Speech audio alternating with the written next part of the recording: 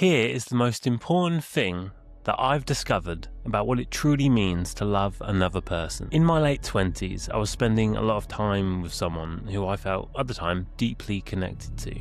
We'd cross paths at different points in our lives. We were sometimes close, sometimes distant, and our relationship was often fractured and emotionally chaotic. However, when we reconnected later in life, something had changed. We weren't a couple in the sort of official sense, but we could finally meet each other at this kind of deeper level. Intellectually, emotionally, physically, and I think ultimately even spiritually. There was a kind of honesty between us that hadn't been there before. The truth is, I loved this person deeply, but at the time I never directly said it. And when they eventually told me with real, genuine kindness that they wanted to move on and build a life with someone else, I felt crushed. I felt angry, betrayed, and abandoned. But instead of reacting to those initial feelings, I sat with it and I thought about it for a long time. And what I found was beneath the anger was sadness, beneath the sadness was grief, and beneath the grief was love.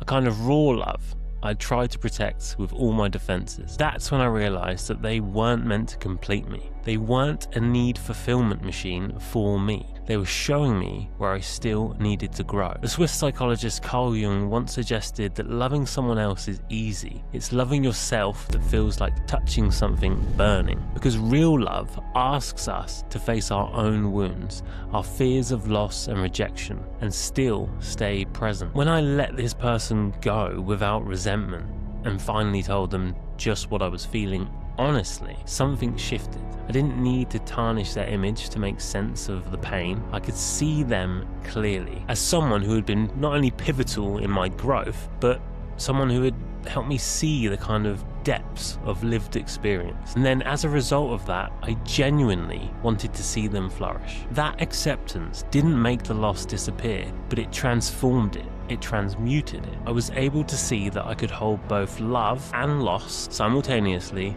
without collapsing. In the end, it allowed me to love more deeply, to meet others without fear, and to carry forward the quiet joy of knowing that love, even when it ends, can still make us more whole. Follow the page for more videos like this. Head over to YouTube and subscribe for longer form video essays and podcasts with amazing guests every 2 weeks.